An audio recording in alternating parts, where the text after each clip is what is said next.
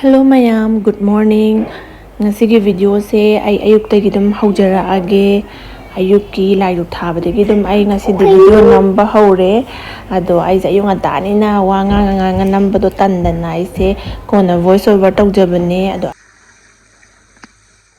Ado ay ayuki do thabagi hayruk arayba khara sumaina chamthoga lai katkena ay semi. Ayo hina di lai sumaina arayba khara sumaina sema sar kachabse yam pame yam khangdana haidana tawbudi natte wakhalda yamna lai sumaina seba ta tawraga ingonda yamna santi peace phangbadu oyebako ado hauji lanju sumaina tawra leire nungaibam khangdre khoisu angangsu school kadre curfew leibanina ko adumain tawdana khangde mang ba haibadu oire sumaina tholakani na hanadi kaim khallude hai tare ko thaine matamda kaimta sumaina sugumba lana ma tholakani haibadi expect tawrude hai tare ko chumnagi sumnga haki ban blockade macha tawbana adu bokta wai hainari na cha ado sidi yam tina kay hani wakhalde yam kay haige wakhalde yam nungaitaba ama oina ko mi mayam amsu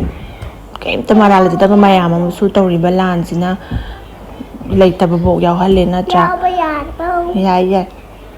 adi moina misal kapsale e drone da bom thadare tawduna mayam amsu micham mayam amsu si halle aduna awaba chaitheng se duki matik nange handaki lanse ado lai khoram makanda wakhal je khara nungai na ba dagi akon wakhal nungai ba badi lai je khoram magadi ningjaba khudimak ju thonggadaba manbado adune aduna aine sorda ni janing base isagi khatana tana akoigi leiriba koi uji koi manipur gi oriba irang se phan biragana mutang ingna chikna leiba hanagi fibamda ko kanamta sumaina khana chaina ba sugumbagi lan se leitabide yam peace oina leibado adu oirasanu aina shorda su nijari ne adune ayuki duk thana bagi ko lei hai adegi kaka sem sari ne adu ai duk thabaje imungi manunggi laindau laimren gumba thabadi uchara aroige aduga yeminarase mayam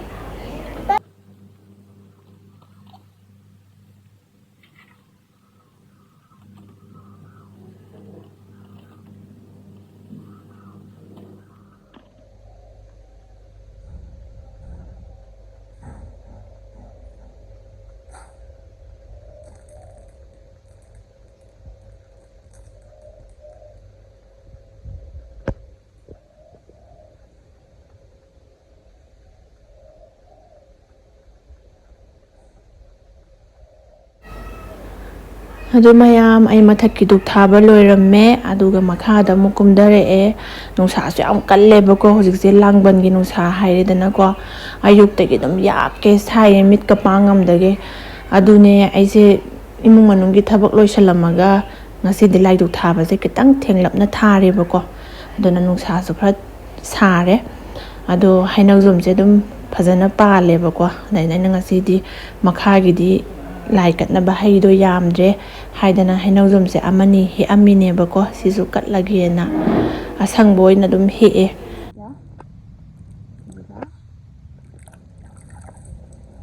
leba ko lai tak pe puthre ji sita phal ji mane pungdon ji mane sigi kano siga hainawjum ji ko ahum katlagi na de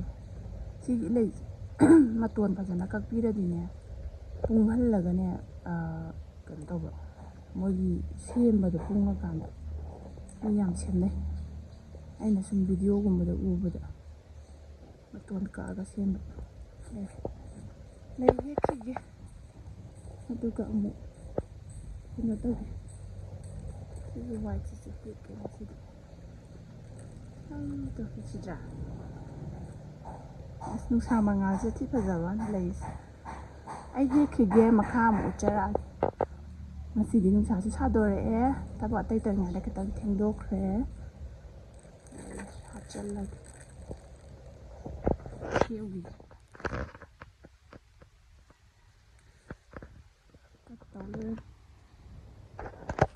kabe rei sa inam chung khoi ꯀꯥꯕꯤꯔꯦ ꯐꯖꯅ ꯁꯥꯠꯂꯦ ꯁꯥꯠ ꯌꯥꯝ ꯁꯥꯠꯂꯤꯅꯦ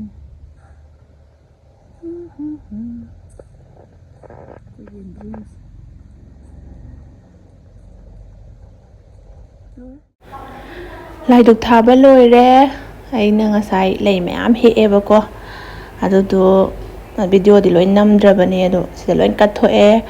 ꯂꯩ ꯃꯌꯥꯝ ꯀꯠꯂꯦ ꯍꯩꯁꯨ ꯑꯔꯩꯕ ꯈꯔ ꯀꯠꯂꯦ ꯑꯗꯣ ꯙꯨꯛ ꯊꯥꯕ ꯂꯣꯏꯔꯕꯅꯤꯅ ꯃꯊꯛꯇ ꯀꯥꯈꯠꯂꯨꯔꯁꯤ ꯑꯗꯨꯗꯨꯒ ꯑꯊꯣꯏꯕꯤ ꯍꯧꯒꯠꯂꯕ꯭ꯔꯥ ꯈꯣꯠꯂꯕ꯭ꯔꯥ ꯍꯥꯏꯕꯁꯨ ꯑꯃꯨꯛ ꯌꯦꯡꯉꯨꯔꯁꯦꯕꯀꯣ ꯑꯗꯣ ꯁꯣꯝꯒꯤꯁꯨ ꯁꯨꯃꯥꯏꯅ ꯀꯠꯂꯦ ꯑꯔꯩꯕ ꯈꯔ ꯑꯗꯨꯝ ꯀꯠꯂꯦ ꯃꯊꯛ ꯀꯥꯈꯠꯂꯛꯄꯗ ꯑꯊꯣꯏꯕꯤꯁꯦ ꯇꯨꯝꯕ ꯍꯧꯒꯠꯂꯝꯗ꯭ꯔꯤ ꯑꯗꯣ ꯁꯨꯇꯤꯅꯤꯅ ꯑꯗꯨꯝ ꯇꯨꯝꯖꯔꯁꯅꯨ ꯑꯣꯏꯅ ꯇꯨꯝꯍꯜꯂꯦ ꯅꯨꯡꯁꯨ ꯌꯥꯝ ꯅꯨꯡꯉꯥꯏꯇ꯭ꯔꯦ ꯃꯥꯁꯦ ꯍꯟꯗꯛ ꯁ꯭ꯀꯨꯜ ꯀꯥꯕ ꯀꯨꯏꯅ ꯐꯪꯗꯕꯁꯦ ꯀꯥꯕ ꯑꯗꯒꯤ ꯃꯥꯁꯦ ꯀꯞꯁꯨ ꯀꯞꯄꯦꯕꯀꯣ ꯃꯥꯏ ꯐ꯭ꯔꯦꯟ ꯃꯌꯥꯝꯗꯣ ꯃꯤꯁ ꯇꯧꯋꯦ ꯁ꯭ꯀꯨꯜ ꯆꯠꯅꯤꯡꯉꯦ ꯀꯥꯏꯅꯀꯣ ꯑꯗꯣ ꯉꯥꯏꯍꯥꯛ ꯂꯩꯔꯒ ꯃꯥꯁꯦ ꯍꯧꯒꯠꯂꯛꯑꯦ ꯍꯧꯒꯠꯂꯀꯥꯟꯗ ꯑꯩ ꯉꯁꯥꯏ ꯙꯨꯛ ꯊꯥꯗ꯭ꯔꯤꯉꯩꯗꯗꯤ ꯑꯇꯩ ꯃꯈꯥꯒꯤ ꯀꯥ ꯅꯨꯡ ꯂꯣꯏ ꯂꯣꯏꯁꯤꯜꯂꯝꯃꯦꯕꯀꯣ ꯙꯨꯛ ꯊꯥꯗ꯭ꯔꯤꯉꯩꯗ ꯑꯗꯨꯒ ꯑꯩꯒꯤ ꯔꯨꯝꯁꯤꯃꯗꯤ ꯑꯩ ꯂꯣꯏꯁꯤꯟꯕꯗꯣ ꯌꯥꯗ꯭ꯔꯕ ꯑꯉꯥꯡꯁꯨ ꯇꯨꯝꯃꯤꯕꯅꯤꯅ ꯑꯗꯣ ꯃꯥ ꯇꯨꯝ ꯍꯧꯒꯠꯂꯀꯥꯟꯗ ꯑꯩ ꯈꯔ ꯋꯥꯏ ꯅꯨꯡ ꯁꯤꯠꯆꯟꯕ ꯈꯣꯠꯄ ꯇꯧꯔꯤꯅꯦ ꯀꯥ ꯂꯣꯏꯁꯟꯕ ꯈꯣꯠꯄꯗꯣ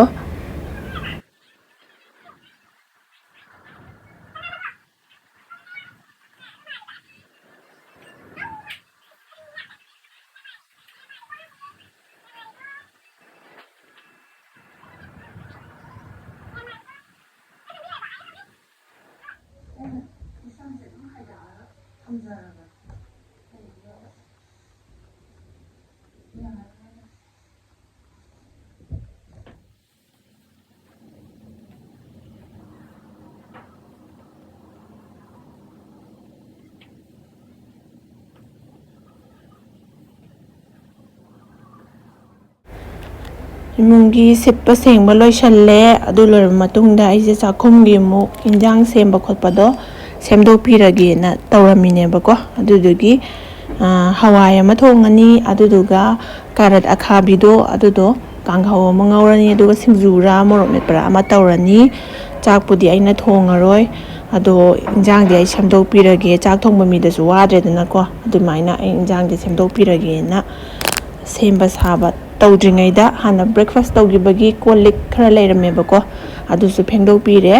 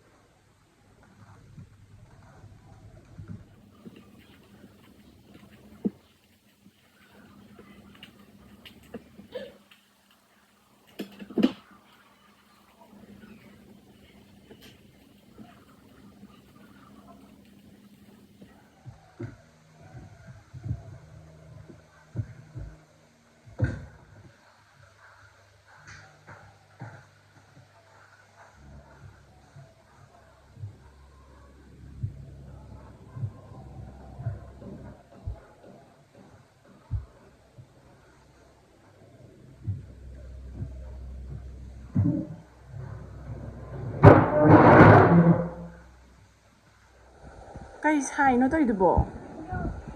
ꯍꯥ ꯔꯣꯛꯅꯦ ꯔꯣꯛꯀꯤ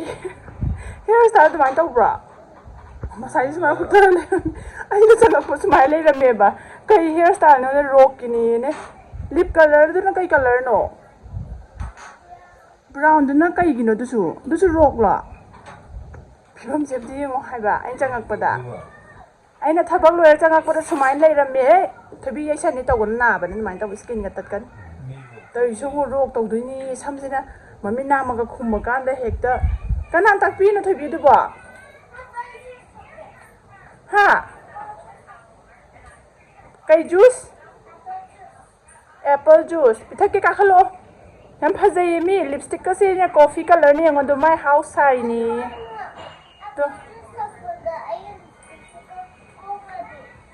ꯑꯦꯄꯜ ꯖꯨꯁ ꯊꯛꯄꯗ ꯂꯤꯞꯁꯇꯤꯛ ꯏꯕ ꯏꯁꯇ꯭ꯔꯣ ꯇꯧꯔ ꯊꯛꯑꯣ ꯀꯩꯅꯣ ꯀꯣꯛꯇꯅꯕ Anta yengene sakto amta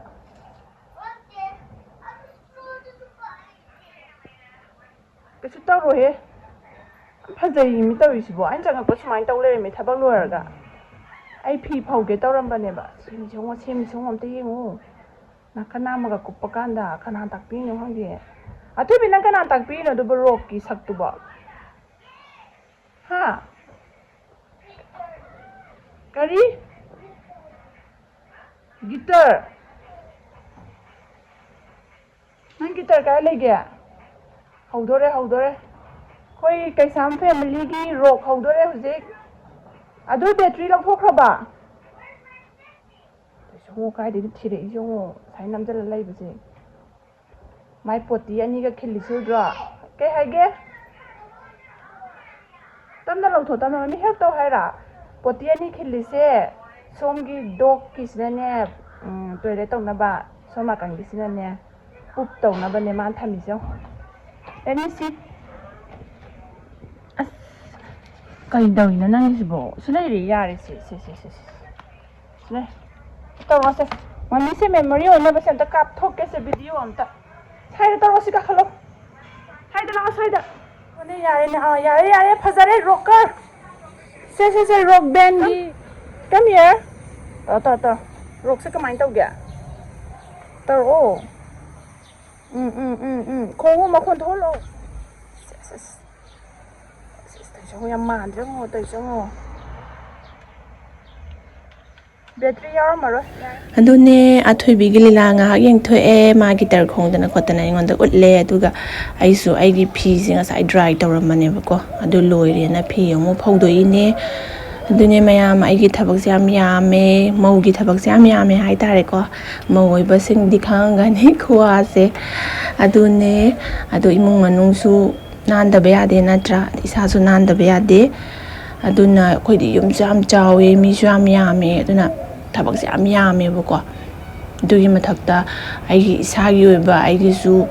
tawdaba yadaba thabak mayam su lein natra imungi khatang nataba ko angangi pija pithak adagi isagi self care tawgodaba thabak mayam na yame noma se kona de hai tare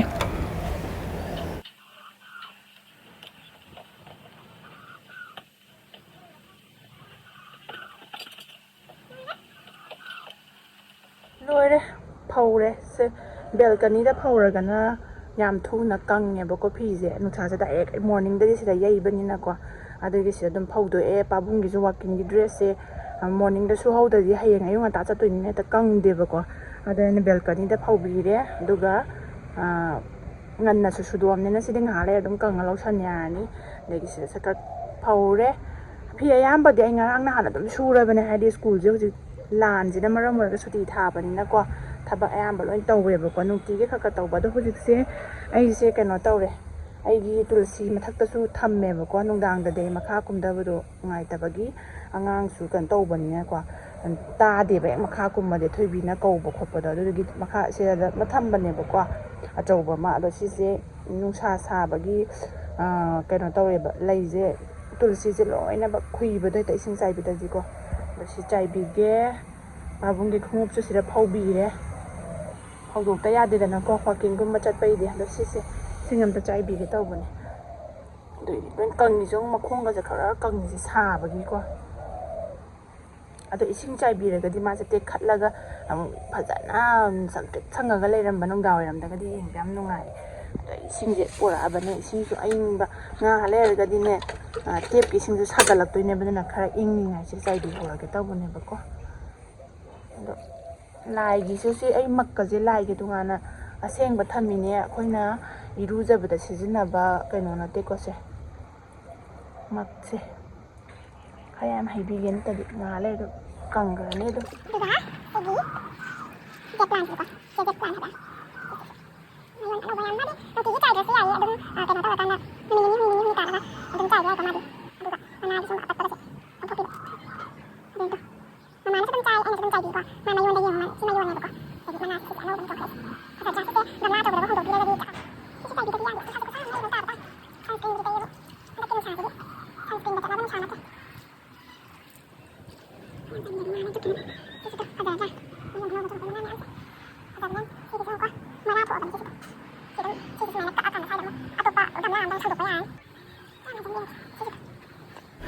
ꯏꯁꯤꯡ ꯆꯥꯏꯕ ꯊꯕꯛ ꯂꯣꯏꯁꯜꯂꯕ ꯃꯇꯨꯡꯗ ꯑꯊꯣꯏꯕꯤꯒꯤ ꯑꯃꯨꯛ ꯃꯥꯁꯦ ꯆꯥꯛ ꯂꯥꯝꯃꯦ ꯍꯥꯏꯌꯦꯕꯀꯣ ꯑꯗꯣ ꯆꯥꯛ ꯄꯤꯖꯕꯁꯨ ꯌꯥꯎꯋꯦ ꯇꯟ ꯄꯤꯖꯕꯁꯨ ꯌꯥꯎꯋꯦ ꯍꯧꯖꯤꯛꯁꯦ ꯑꯩꯅ ꯉꯜꯂꯤꯅ ꯃꯥꯁꯦ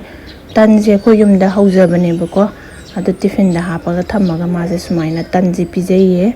ꯃꯥꯁꯨ ꯌꯥꯝ ꯄꯥꯝꯃꯦ ꯇꯟꯁꯦ ꯇꯟꯗꯤ ꯑꯗꯨꯝ ꯃꯣꯔꯅꯤꯡꯁꯦ ꯃꯥ ꯇꯟ ꯑꯗꯨꯝ ꯈꯔ ꯆꯥꯎꯕ ꯑꯃꯃꯝꯗꯤ ꯑꯗꯨꯝ ꯆꯥꯏꯌꯦꯕꯀꯣ ꯑꯗꯣ ꯑꯗꯨꯃꯥꯏꯅ ꯃꯥ ꯄꯤꯖꯔꯦ ꯎꯠꯂꯛꯀꯦꯁꯦ ꯏꯁꯤꯡ ꯇꯥꯔꯛꯀꯅꯤ ꯊꯣꯏꯕꯤ ꯑꯊꯣꯏꯕꯤꯅꯀꯣ ꯄꯦꯟ ꯕ꯭ꯔꯁꯅ ꯇꯧꯕ ꯑꯁꯤꯅ ꯃꯣꯏꯗꯤ ꯍꯤꯟꯗꯤ ꯇꯝꯃꯦ ꯍꯤꯟꯗꯤꯒꯤ ꯏꯔꯤꯅꯦ ꯄꯦꯟ ꯕ꯭ꯔꯁꯅ ꯀꯂꯔ ꯇꯧꯔꯒ ꯁꯤꯁꯦ ꯀꯩ ꯁꯦꯞꯅꯦꯕ ꯊꯣꯏꯕꯤ ꯍꯧꯅ ꯍꯥꯏꯔꯛꯑꯣ ꯁꯤ ꯔꯣꯝꯕꯁ ꯁꯦꯞꯁꯦ ꯀꯩꯅ ꯁꯥꯏꯅꯣ ꯃꯩꯈꯦꯠꯁꯦ ꯃꯦꯠꯁꯇꯤꯛꯅ ꯁꯥꯏꯅꯤꯀꯣ ꯇꯁꯦ ꯔꯣꯝꯕꯁꯀꯁꯦ ꯃꯥꯅ ꯏꯖꯩꯅꯦ ꯔꯣꯝꯕꯁ ꯁꯦꯞ ꯀ ꯃꯥꯅ ꯏꯔꯤꯅꯦ ꯗꯦꯟ ꯁꯤꯅ ꯉꯔꯥꯡ ꯑꯩꯈꯣꯏ ꯕꯥꯅꯤꯅ ꯇꯧꯃꯤꯟꯅꯕꯅꯦ ꯁꯦ ꯅꯪ ꯃꯅꯥꯛꯇ ꯊꯝꯃꯛꯀꯦ ꯅꯪ ꯍꯥꯏꯔꯛꯑꯣ ꯑꯗꯨꯒꯀꯣ ꯁꯤꯁꯦ ꯀꯩꯅꯦꯕ ꯅꯪꯅ ꯁꯦꯝꯃꯤꯁꯦ ꯀꯩꯅꯦꯕ ꯔꯦꯟꯕꯣ ꯐꯤꯁ ꯔꯦꯟꯕꯣ ꯀꯂꯔꯗꯣ ꯍꯥꯏꯔꯛꯑꯣ ꯀꯩꯀꯩ ꯀꯂꯔꯅꯣ ꯔꯦꯟꯕꯣꯒꯤꯁꯦ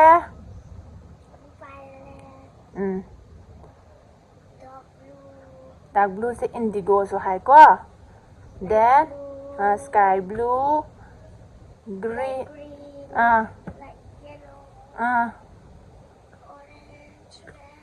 ꯌꯥꯝ ꯍꯩꯀꯣ ꯑꯗꯣ ꯅꯪ ꯁꯤꯒꯤ ꯀꯂꯔꯁꯦ ꯀꯃꯥꯏꯅ ꯁꯦꯝꯃꯤꯅꯣ ꯁꯤꯒꯤ ꯔꯦꯟꯕꯣꯁꯦ ꯀꯩꯅ ꯁꯪꯉꯤꯅꯣ ꯀꯃꯥꯏꯅ ꯇꯧꯔꯤꯅꯣ ꯍꯥ ꯚꯦꯖꯤꯇꯦꯕꯜꯅ ꯁ꯭ꯇꯦꯝ ꯇꯧꯔꯤꯅꯦ ꯀꯂꯔꯗ ꯚꯦꯖꯤꯇꯦꯕꯜꯅ ꯀꯩꯗꯧꯋꯦꯕ ꯀꯂꯔꯗ ꯁ꯭ꯇꯦꯝ ꯇꯧꯔꯤꯅꯦ ꯑꯣ ꯁ꯭ꯇꯦꯝ ꯇꯧꯔꯒ ꯁꯦꯝꯃꯤꯅꯦꯕ ꯑꯣ ꯌꯥꯝ ꯍꯩꯌꯦ ꯚꯦꯖꯤꯇꯦꯕꯜꯅ ꯁ꯭ꯇꯦꯝꯄꯤꯡ ꯇꯧꯔꯤꯅꯦ ꯃꯥꯏꯁꯦ ꯀꯩꯅꯣ ꯑꯗꯨꯃꯥꯏꯅꯀꯣ ꯁꯤꯁꯤꯗ ꯏꯔꯤꯁꯤꯅ ꯀꯩ ꯍꯥꯏꯅꯣ ꯃꯈꯥꯗ ꯏꯔꯤꯁꯤ ꯀꯩ ꯍꯥꯏꯅꯣ ꯃꯈꯥꯗ ꯏꯔꯤꯁꯦ RAIN ꯀ ꯊꯥꯏꯁꯦ ꯀꯩ ꯍꯥꯏꯅꯣ ꯁꯤꯕꯣ ꯏꯁ ꯀꯗꯔꯁꯦ ꯁꯤ ꯀꯩ ꯍꯥꯏꯅꯣ ꯍꯥꯏꯔꯛꯑꯣ ꯏꯁ ꯈꯪꯉꯤꯗꯨꯕꯨ ꯀꯗꯔ ꯇꯧꯁꯟꯅꯅꯨ I don't know ꯀꯥꯏ ꯍꯧꯅ ꯍꯥꯏꯔꯛꯑꯣ ꯔꯦꯟꯕꯣ ꯐꯤꯁ ꯊꯥꯏꯅꯤꯀꯣ ꯁꯤꯅ ꯀꯩꯅꯣ ꯁꯤ ꯇꯥꯛꯑꯣ ꯂꯥꯛꯑꯣ ꯐꯖꯅ come what is this bubble sina bubble ni bubble se teeny tiny bubble dagi a little big and then a little big and then it's big one last one is the big one right bubble se krai de tholai no bubble se krai de tholai no lai ba kat lo du khong theng ade lai ba kat lo bubble se krai de tholai no machin na fish na kamai tau ba tholai ba pop pop pop tau ba tholai ba sina ayuki kanghau laire ngasa aina semgiba karat akhabido kanghau ama ngaure aduga hawai muk ama thonge loire aduga athoibisu marakta ma ising sanaraga ija thokre akhoise aduga amuk bazar da lae thabak se yengodana mayam khutchinamne bazar da curfew sing atang hange bako adaida khoise si bazar da fruits leiba lakpane bako watermelon ga mosambi ga leidoine bako adugi sidagi fruits lauraba matungda swaida mu mamagi kainom leigen kumdagi bada thoibina sigi thela da yoliba clip keychain mayam se yengamine aduga magisu keychain ama leibire bako spiderman gi ama leibire do horen ulakke aduga khobani je sumaina leirakanda mama ngaira minne si loirakanda khoise amu aigi Phee lawkhatludune bako Phee asuba adagi yongadaba Phee suit muka suit adum Phee gi business su ai khara khara adum tawri bako ai sangbadi sangdre Phee se ai Phee photo number su sangde karimta sangdre ai se hadi wabadu school halani warani adagidi warasu nampu tawsanba budi yai bako ta so aina adugi thabak to tawningdre ai sa ju khatang rest piba pame bako aina aduna ai Phee se ai lejaba customer hanagi singduna order lakpado adu khatang pire aduga ahenba order mayam khindana khotana hanagi tawbado adu makti ai tawdre bako haidi sada yamna hena hectic ohenbado ai ware duna tawdre adumain tawrga khoise Phee lawkhalurga hale migi order lakpane bako adagi Phee asuba isu tawe adagi order apam-apambado adusu pibako. Sina kaino lengyan pi. Nang aina pi tawradi kakhalani side talayo. Lengyan pi ne. Yadri nga ko. Dagi sina paijom lengyan siga set paijom. Dagi CDP chumnagi pi warangane. Tapi saja layo. Dagi then order nga tani silit migi. Muka sutne piga paneka. Dagi Sisu another muka sut na kulak to muka sut ne sisu piga paneka. Contrast oiba to mapan dana cream oiraga chanon machu haida cream mai do sibo aduga yellow oiba peas ne masana keno oiraga yellow na morang pi oiba na ko tulak to si contrast kine bako sina sumaina leide sina pi katan saugi mapan sang siga se mo lokhat lui ne ai je pi di wat li ye kana do photo surak tre bako ado sisu pi da yada ba adugi marak sida curfew hanga da chat chal hori na tadiko amu pharak tai balam la pa de lokhat panina adone ai thabak se yam yame yumgi thabak dagi sigi picture je sena bagi pizza pithak ki thabak ko adagi sigi phi sisu marak ta tawri ne bako ado ai je instagram da gadi kaimta update to bangamdre sumai order la ga dum chat lawrga photo number bong nang hodre photo number bong nang dre dum kano to baduna insta se kaya aigi kaisam house of elegance to kaya active oidre huzikan ai phajana sanga kanda ko active oirakke adune thobi sila thobi wabra chalubada tired sumaina mukta lagta mu chal hori ne bako thaba ingang lora kanda adune nongmagi thabak se sangchang changde aigidi dum busy life super busy mommy and busy life natra super busy mommy raisa mommy se busy adum oibra kadawde na mo hairo o kitchen am lawre magi bazar dagi adune silai hapchal lagi rai di laide inno se bazar dagi ngatang kham bado mogi thela nga sai ai nai video do utpa thela do dagi ne Spider-Man ki kitchen se layo namune madi ne layo ngata ne laiba yan jallo